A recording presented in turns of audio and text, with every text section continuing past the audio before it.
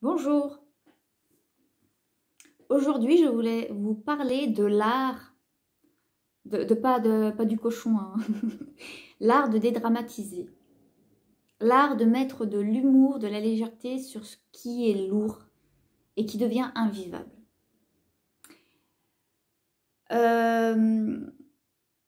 Souvent quand on est dans notre mental, quand on ressasse nos problèmes, quand il y a quelque chose qui vraiment nous rend malheureux finalement. Alors moi j'adore dire aux gens essayez la méditation, et c'est parce que la méditation c'est un outil mais tellement formidable qui moi personnellement m'a, je dirais pas sauvé la vie, mais m'a vraiment sorti de situation et m'aide énormément. Mais il y a des moments dans la vie où il y a trop de choses, où on n'arrive plus à prendre du recul, on n'arrive plus à se calmer. Même la méditation, même, on peut essayer de mettre en place des respirations, aller se balader, faire des choses pour calmer le mental.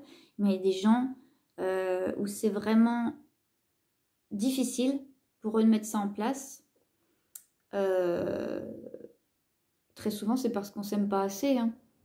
Parce qu'aller marcher, aller se changer les idées, aller se prendre un jour de congé pour faire autre chose, ou, ça, on ne le fait pas parce qu'on ne s'aime pas assez. Parce que si vraiment c'était à notre meilleur ami que ça arrivait ou à notre enfant, on lui donnerait le jour, hein. On lui dirait, vas-y. Bref. Mais il y a des moments, c'est trop. On pète un câble. Avec nous-mêmes. C'est notre machine infernale, c'est notre ego qui tourne en boucle et qui tourne et qui tourne et qui tourne et on n'arrive pas à le stopper. Et ça fait que il y a des gens qui prennent des antidépresseurs, des anxiolytiques, enfin plus des anxiolytiques, des choses pour se calmer. Mais ça ne règle rien, c'est juste ça shoot, hein. Moi j'en ai pris des années, hein, des trucs comme ça. Ça change rien, ça règle rien. Ça aide temporairement, mais il faut que ça reste temporaire. Donc voilà, à ce moment-là, c'est là qu'il faut arriver à dédramatiser. En fait, déjà, se voir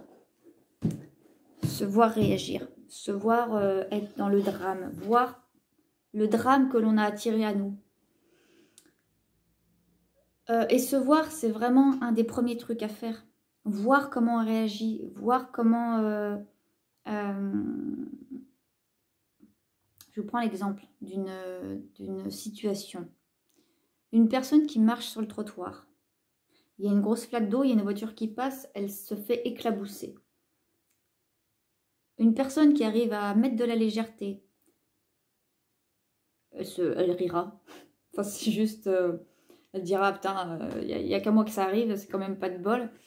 Et il y a une autre personne qui pourrait se mettre en colère et crier après la bagnole et faire la gueule pendant 1 heure.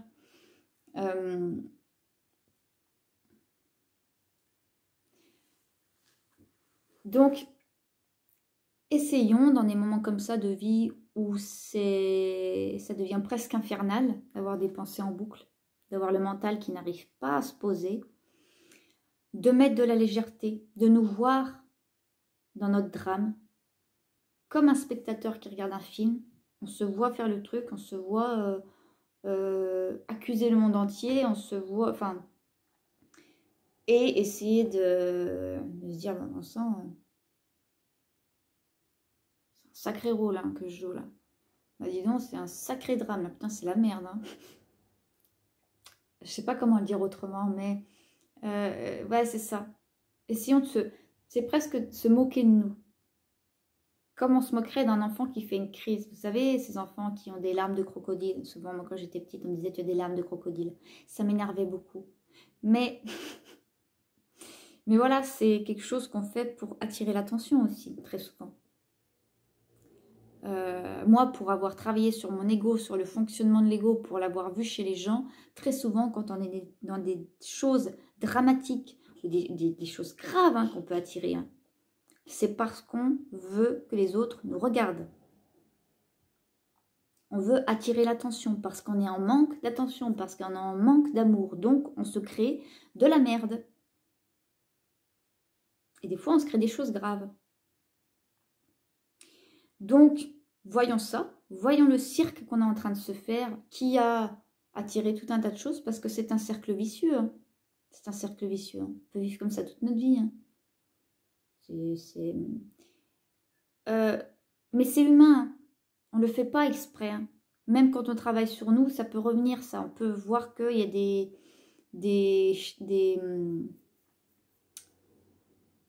réflexes qui peuvent revenir, malgré qu'on l'ait vu. Et donc, c'est là qu'on doit le voir et qu'on se dit, hop, hop, hop. Je suis en train de faire mon cinéma, là.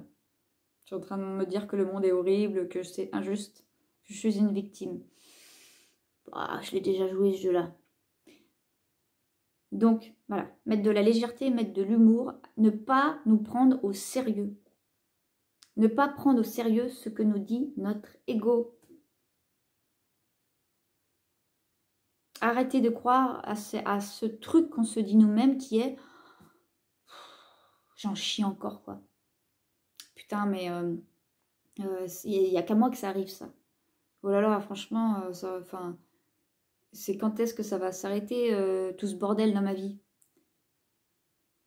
Mais si c'est là, c'est qu'il y a une raison, c'est qu'on l'a attiré. Nous commençons déjà par arrêter de nourrir des pensées comme ça. Et si on est dans notre blabla mental et qu'on n'arrête pas et qu'on pense à tout, à son mari, à son boulot, à ses machins, et que ça nous pollue, qu'on se pollue nous-mêmes, mettons de l'humour, soyons des humoristes dans notre vie.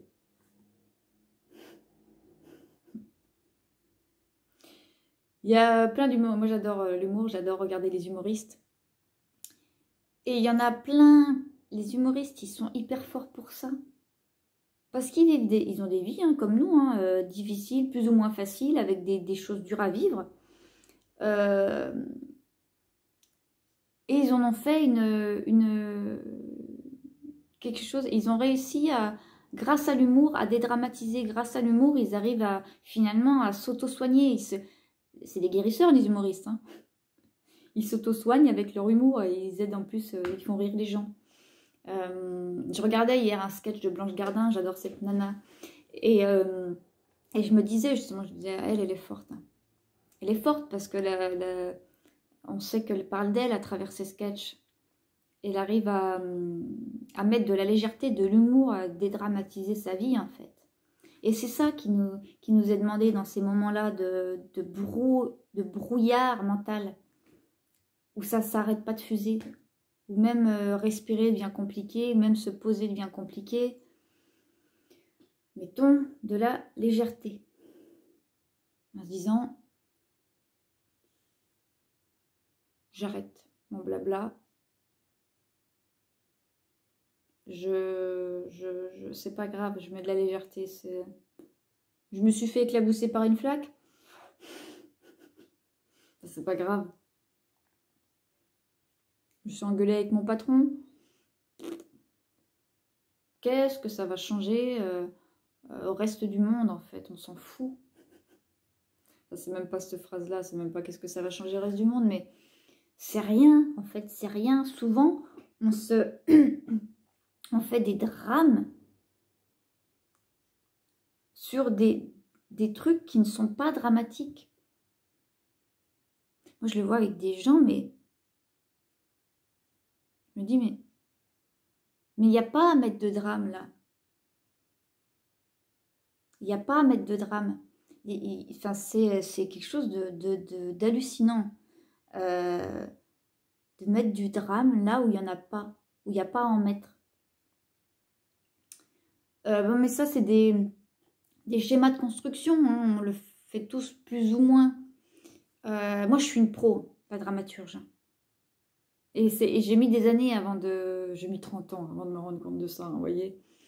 Et malgré l'avoir vu et avoir fait bouger des trucs là-dessus, des fois, je vois le truc arriver, je me dis... Oh, putain, je suis en train encore de jouer ma dramaturge, là. Oh, pas dis donc. C'est ça qu'il faut arriver à faire. C'est pas évident. Mais déjà, voir qu'on met du drame là où d'autres personnes n'en mettraient pas, en fait. Soyez un humoriste dans votre vie. Inspirez-vous des humoristes. Ils sont... Moi, ils m'inspirent beaucoup, les humoristes. Parce qu'ils ont cette capacité-là. Ils ont réussi à... Alors, ils l'ont certainement développé aussi à cause d'expériences de vie, certainement. Mais ils ont cette facilité-là à dédramatiser des situations de vie graves, parfois. Voilà. Bref, 10 minutes pour vous dire que mettez de la légèreté quand votre mental est en fonction cocotte minute. De la légèreté, de l'humour et de dédramatiser. Arrêtons des dramas. Des drames. Des dramaturges. Voilà.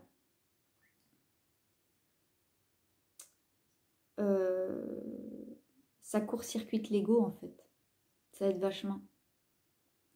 Je vous embrasse. Je vous dis à très bientôt et prenez soin de vous.